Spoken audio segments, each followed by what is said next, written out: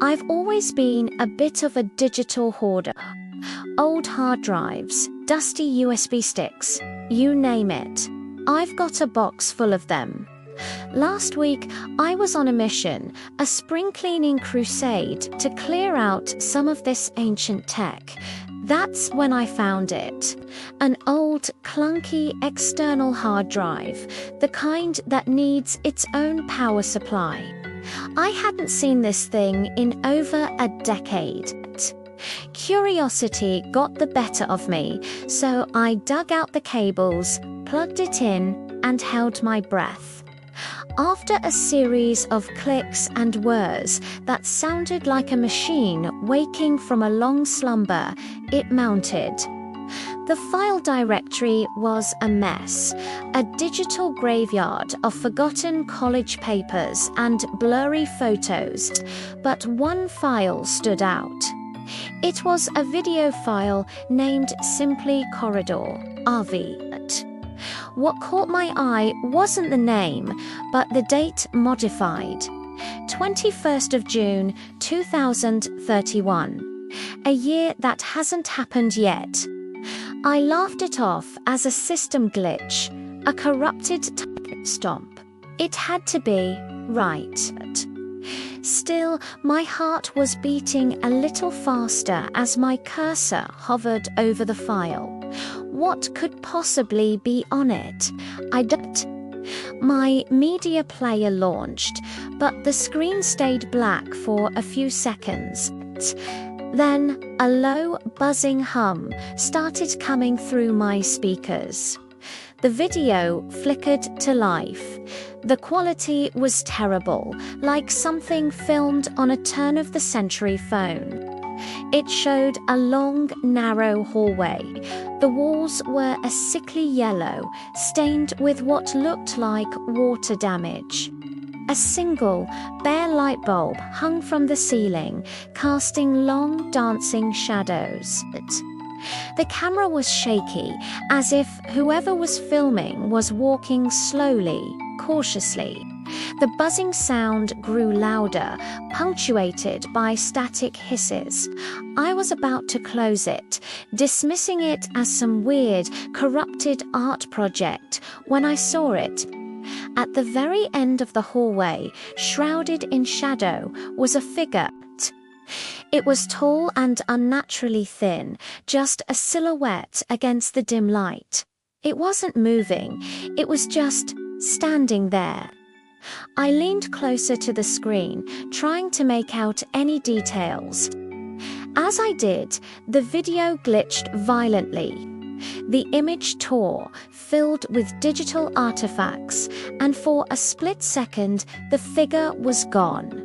Then, just as quickly, it was back. But it felt closer. The static buzzed louder, and a feeling of genuine dread washed over me. This wasn't just a corrupted file. Something felt deeply wrong about it. My finger instinctively slammed the escape key, closing the video player. My room was silent again. The buzzing was gone. For a moment, I just sat there, my own reflection staring back at me from the dark monitor. It was just a weird file, that's all. I dragged the Corridor RV file to the trash bin and emptied it, listening for the satisfying little crumple sound effect. I even went into the system and securely erased the empty space, just to be sure it was gone. I let out a breath I didn't realize I was holding and leaned back in my chair. I decided to get back to sorting through the drive, but as I moved my mouse, my screen flickered. It went black for a second, then came back on, and my blood ran cold. There, on my pristine, empty desktop, was a single icon Corridor RV. It was back, but that wasn't the worst part. I looked at the file details. The timestamp wasn't 2031 anymore. The date modified was today. The time was 1 minute from now. My hands were shaking. This was impossible. How could it reappear? How could it have a future timestamp? I didn't touch it. I just stared at it, frozen. As the clock on my computer ticked over to the exact time listed on the file, my media player opened on its own. No command from me. The screen was black. The low hum started again, louder this time, more insistent. It felt like it was inside my head. The video flickered on. It wasn't the yellow hallway anymore. It was my room. My room filmed from the corner, near the ceiling.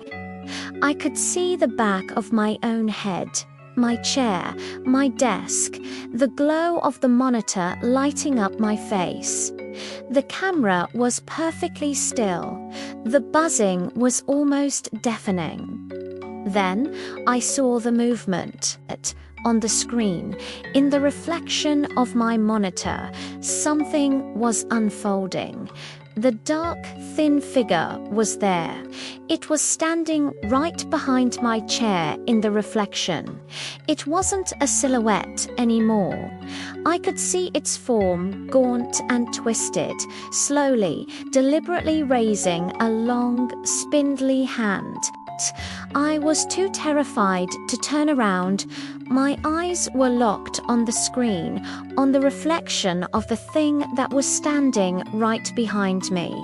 The video showed its hand reaching closer and closer to the back of my head on the screen. I wanted to scream, to run, but I was paralyzed. The figure on the screen leaned forward, and in the digital reflection, its face filled the monitor. It was a void, a mess of glitching pixels where a face should be. And from the speakers, a new sound emerged from the static, a distorted digital whisper that said my name. I finally found the strength to turn around, and my room was empty, but the file is still here on my desktop, and the timestamp. It now says 1 minute from now. Again, thanks for listening. If you're ever digging through old files, maybe just leave them be. Some things are better left forgotten. Please be careful out there.